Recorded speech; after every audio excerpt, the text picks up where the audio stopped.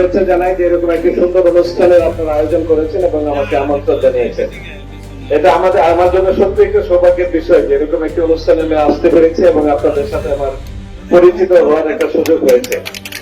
আগের ছিল যে আজকে আমরা মূলত আমরা এটা শুরু করেছি, আমরা বিভিন্ন শিক্ষা প্রতিষ্ঠানে যে আমরা শিক্ষার্থীদের কথা শুনতে চাই, ছাত্র ছাত্রীদের কথা শুনতে চাই, তাদের অভিভাবকদের কথা শুনতে চাই, শিক্ষক শিক্ষিকাদের কথা শুনতে চাই এবং স্থানীয় যারা এটা পরিচালনার সাথে জড়িত তাদের কথা আমরা শুনতে চাই এবং সে কি সমস্যা, কিভাবে শিক্ষার মান উন্নয়ন করা যায়, প্রতিষ্ঠানে পড়াশোনার পরিবেশ কিভাবে আরো উন্নত করা যায়, কিভাবে ছাত্র ছাত্রীদের এই প্রতিষ্ঠানে পড়াশোনাটাকে নিরাপদ করা যায়। ব্যক্তিগতভাবে আমি চাই যে শিক্ষার কোনো বিকল্প নাই, শিক্ষা জাতির মেরুদণ্ড। এটা কোনো ইয়ে নাই, এগুলো আমাদের মানে বইয়ের কথা, কিন্তু বাস্তবেও পাই শিক্ষাই জাতির মেরুদণ্ড।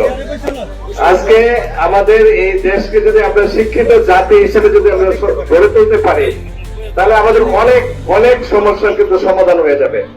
আর যদি আমরা অশিক্ষিত থেকে যাই তাহলে কিন্তু আমরা সবই হারাবো। সেইটা থেকে আমরা মুক্তি পেয়েছি ইনশাআল্লাহ। আপনারা জানেন যে আমাদের সাবেক প্রধানমন্ত্রী দেশনেত্রী বেগম খালেদা জিয়া শিক্ষার ব্যাপারে ওনার বিশেষ নজর ছিল।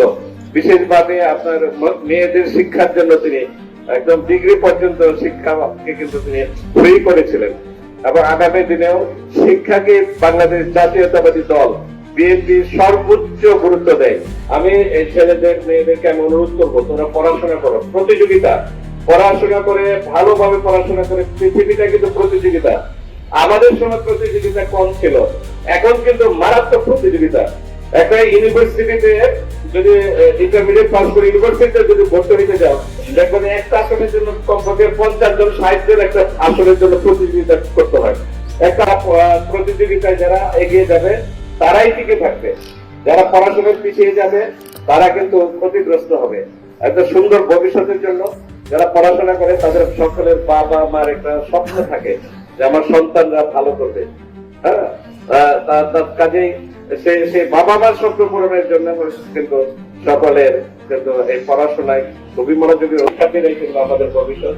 আপনাদের নিয়ে আমরা স্বপ্ন দেখতে চাই, আপনারা এগিয়ে যাবেন, তোমরা এগিয়ে যাবা, এটা আমরা চাই। দেখবা যে খুবই ভালো হবে এই প্রতিযোগিতা, দেখবা যে যখন ভালো করবা সমাজে সুপ্রতিষ্ঠিত হবা, তোমার সুন্দর উজ্জ্বল ভবিষ্যৎ হবে, তোমাদের বাবা মারা খুশি থাকবে, শান্তিতে থাকবে, তাদের সেই মনের আশা পূর্ণ হবে। এই স্কুলকে অত্র এলাকার না শুধু আমি শ্রীপুরের যাতে শ্রেষ্ঠ শিক্ষা প্রতিষ্ঠান হিসেবে গড়ে তোলা যায় আমি অবশ্যই চেষ্টা করবো।